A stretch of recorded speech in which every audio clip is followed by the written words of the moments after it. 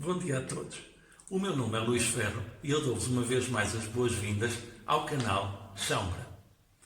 Na sequência dos vídeos que temos vindo a apresentar desta minissérie O Sol Nasce Sempre ao Oriente, houve muita gente que me perguntou sobre os Quã. Afinal, o que é que são os Quã, para que servem os Quã e principalmente como é que se decifra os Quã. Houve também algumas pessoas que me questionaram afinal, o que é que os Quã tinham a ver com a mecânica quântica? Começamos então por este ponto. Na realidade, os Quã nada têm a ver com a mecânica quântica, exceto pelo simples facto de que o mesmo pensamento não linear e não dedutivo que permitiu aos físicos entrarem finalmente no verdadeiro emaranhado quântico em que consiste a física subatómica, é exatamente o mesmo tipo de pensamento intuitivo, não linear e não dedutivo que pode levar ao entendimento e à resolução dos Quã. Portanto, a única ponto de ligação que existe entre os Quã e a mecânica quântica é que eles se veem perante a mesma dificuldade, perante os mesmos enigmas, partilham o mesmo tipo de pensamento não intuitivo, não linear e não dedutivo e muitas vezes partilham a mesma linguagem ou, para melhor dizer, as mesmas dificuldades de linguagem, porque estamos a falar de conceitos que às vezes são muito difíceis de definir por palavras. Tudo isto dito, então o que é que são os Quã? Conforme eu já tinha tentado abordar no primeiro vídeo, os Quã são essencialmente uma forma de transmissão oral de conhecimentos que decorrem em algumas escolas zen budistas. O que é preciso entender também é que os Quã não são algum tipo de complemento, algum tipo de trabalho de casa ou alguma coisa que serve para preencher alguns espaços vazios do conhecimento. Não.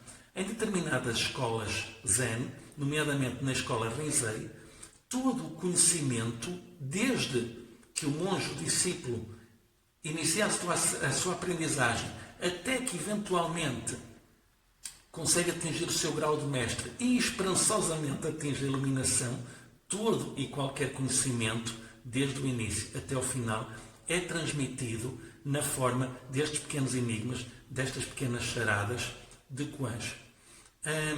Também é preciso compreender que alguns deles parecem muito simples, mas a resposta não é tão simples como possa parecer. Alguns podem demorar algumas horas a responder, outros podem demorar alguns dias. Uns de média dificuldade podem demorar algumas semanas ou meses e há alguns que podem demorar vários anos até serem entendidos pelo respectivo discípulo. E a verdade é que enquanto não conseguirem ultrapassar aquela dificuldade, não conseguirem clarificar dentro de si a mensagem escondida por aquele Quã, não podem prosseguir, não conseguem continuar o seu caminho de aprendizagem porque estão bloqueados num ensinamento que é essencial à sua progressão e à sua iluminação espiritual. Tudo isto dito, eu, no primeiro vídeo desta minissérie, compartilhei convosco dois Quãs muito simples, para iniciados, portanto, dos primeiros com que qualquer discípulo seria confrontado uma vez que iniciasse a sua aprendizagem. Um deles era: qual era a tua face original? Aquela que tu tinhas antes dos teus pais te conceberem. E o segundo era: tu consegues produzir o som de bater as tuas duas mãos uma na outra. Mas qual é o som que produz uma única mão?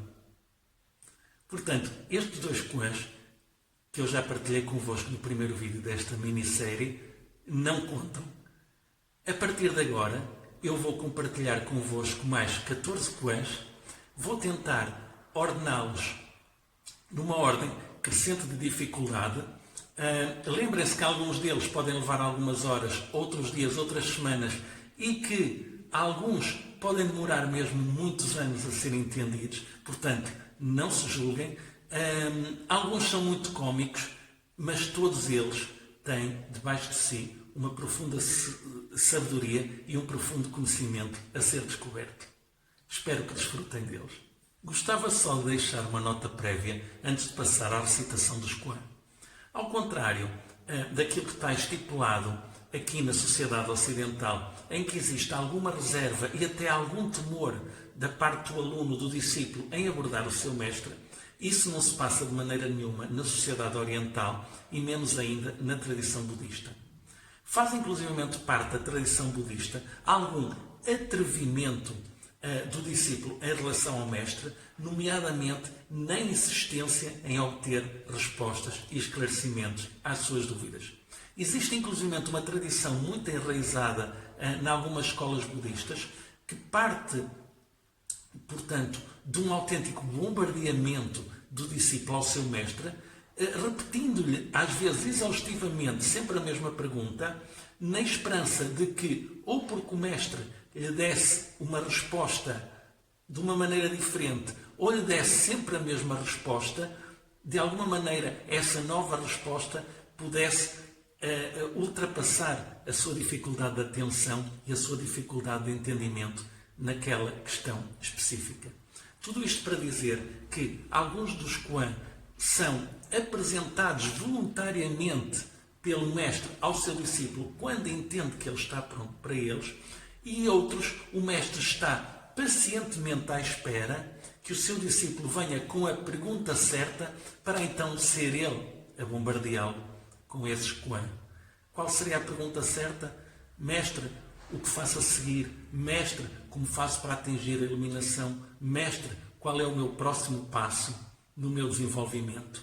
E alguns destes, principalmente os mais simples para iniciáticos, são claramente Qur'ans que estão à espera da pergunta certa para serem devolvidos em forma de questão do mestre para o seu discípulo. Portanto, imaginemos uma qualquer questão deste tipo e então o mestre responde-lhes em forma de Qur'an. Vamos então começar a recitação dos 14 Qur'an, começando pelo mais simples. Imaginem que o discípulo faria uma pergunta deste tipo: qual é o meu próximo passo? O que é que eu faço para atingir a iluminação? E, portanto, o mestre podia lhe dar qualquer uma destas que eu vou recitar a seguir. Se estiveres com fome, come. Se estiveres com sono, vai dormir. Ou, já acabaste a tua refeição, então vai lavar as tuas tigelas. Ou o mestre podia pegar num melão e oferecer ao seu discípulo. E depois perguntava-lhe: está bom o teu melão? E o discípulo responderia: sim, mestre, o meu melão está excelente, está muito saboroso. E o mestre responderia: mas o que é que sabe bem? É o melão ou é a tua língua? Igualmente poderia contar a história de um monge que passou 10 anos numa árdua e muito dura peregrinação e passou 10 anos isolado a estudar, até que finalmente atingiu o grau de mestre Zen. Muito orgulhoso do seu feito, desceu finalmente da montanha e resolveu visitar e compartilhar a sua alegria com o mestre Zen mais conhecido de toda a região. E, portanto, num dia chuvoso, dirigiu-se até a casa do mestre Zen mais conhecido de toda a região. Mal chegou, o mestre interpelou logo: tu deixastes o teu guarda-chuva e as tuas tamancas no vestíbulo? E o monge, surpreendido, respondeu-lhe logo: sim, mestre, deixei-as no vestíbulo. E então o mestre voltou-lhe a perguntar: e deixaste o guarda-chuva à esquerda ou à direita das tuas tamancas? E o monge, entendendo que afinal nada sabia e ainda não tinha atingido a atenção plena, ficou a estudar mais 10 anos com este novo mestre antes de se considerar realmente formado. 2 peregrinos estavam perdidos no deserto, quase a desfalecer de fome e de sede, até que, quase milagrosamente, encontram um grande muro e, por trás desse grande muro, ouvia-se o som de cascatas a cair de pássaros a cantar, viam-se muitas árvores de fruto e algumas delas, a abundância era tanto que algumas delas pendiam os seus ramos e os seus frutos para o lado de cá do muro, virados para o deserto. Um dos peregrinos saltou imediatamente o muro para se ir sedentar de frutos, de água e de toda a comida que encontrasse e nunca mais foi visto. O outro peregrino matou a sua fome e a sua sede, dessedentou-se com os frutos que pendiam do lado de cá do muro e voltou ao deserto para ajudar outros peregrinos que estivessem perdidos a encontrar o oásis. Um discípulo perguntaria ao seu mestre: Mestre, como é que eu faço para sair do sansara?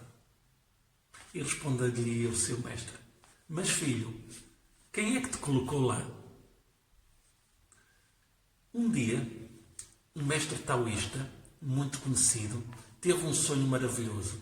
Nesse sonho, ele era uma borboleta que voava livremente por aqui, por ali, por acolá e não tinha já nenhuma memória da sua personalidade humana e não se recordava de nada que tivesse feito, realizado ou sentido nesta vida humana. Ele era realmente uma borboleta sem nenhum traço da sua vida anterior.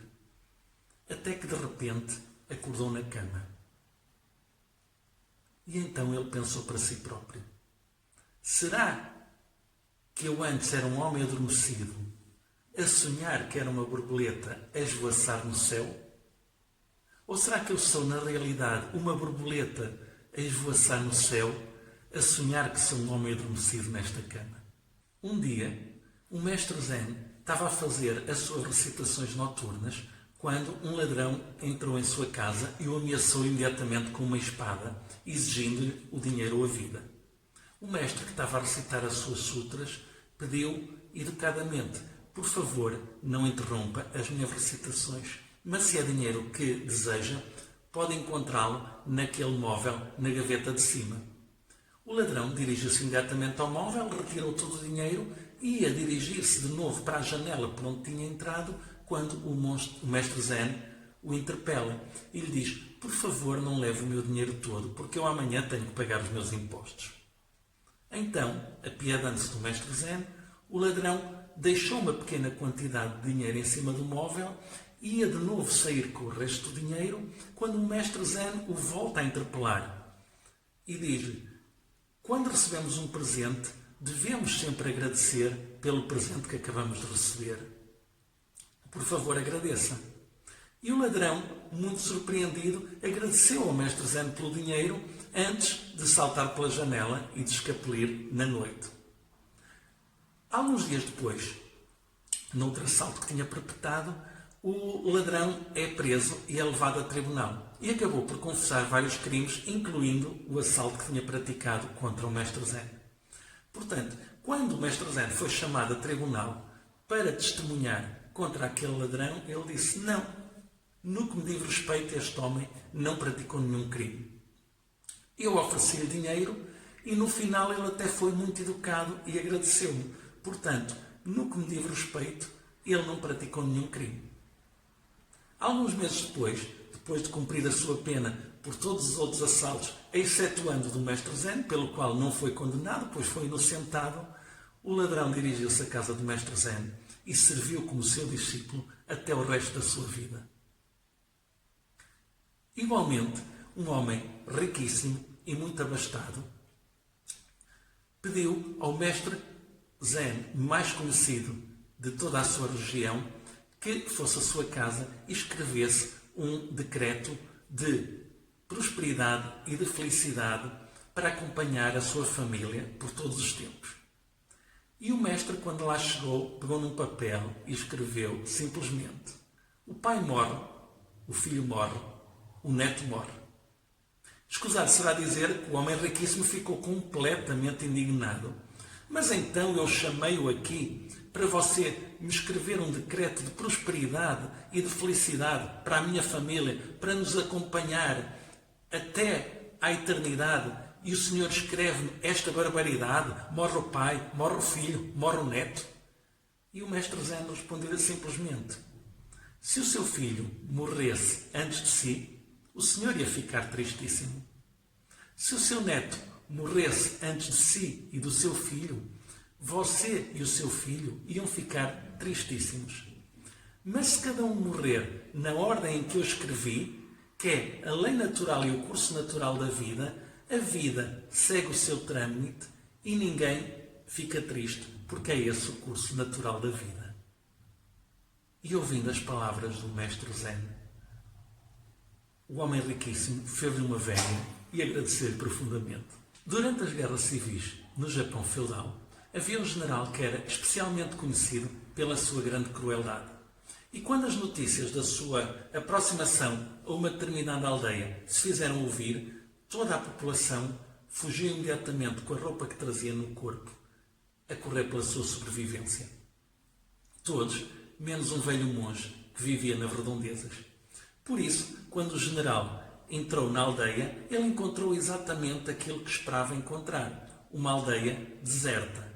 Até que lhe disseram que todos os habitantes tinham fugido, exceto um.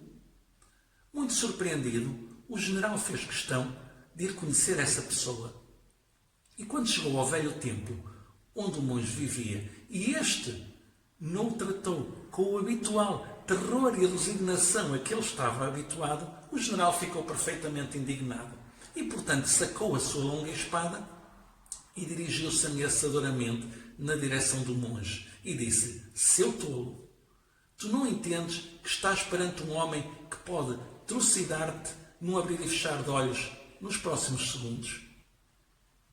E o monge limitou-se a levantar a cabeça para ele e a sorrir, dizendo: seu tolo, e tu não compreendes que estás perante um homem que pode ser trucidado num abrir e fechar de olhos nos próximos segundos?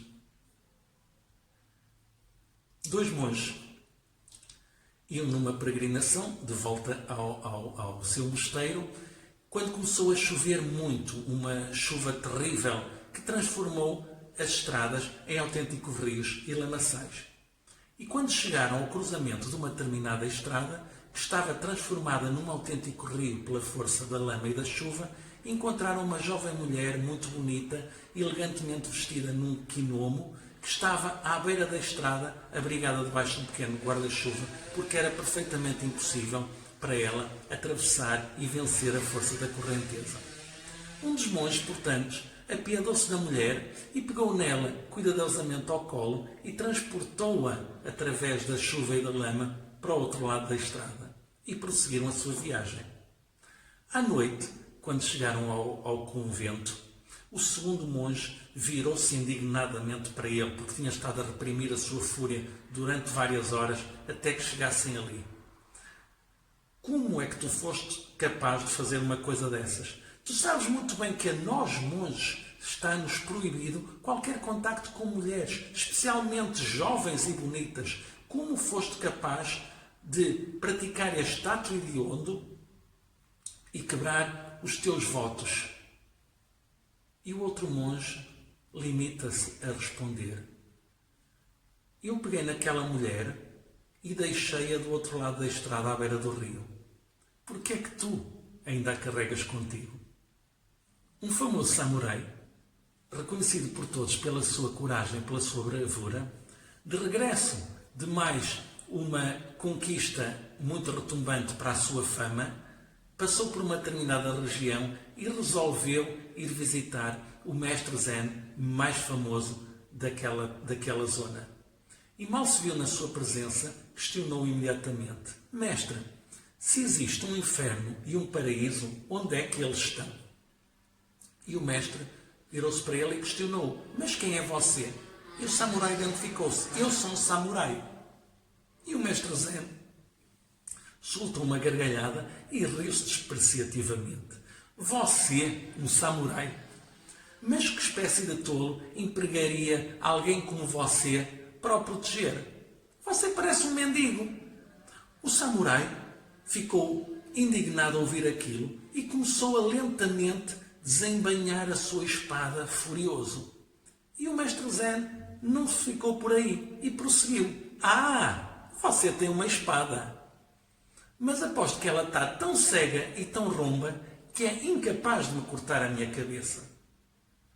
O samurai ficou completamente louco e indignado com o que tinha acabado de ouvir e, desembainhando completamente a sua espada, dirigiu-se na direção do mestre Zen com a intenção de o matar.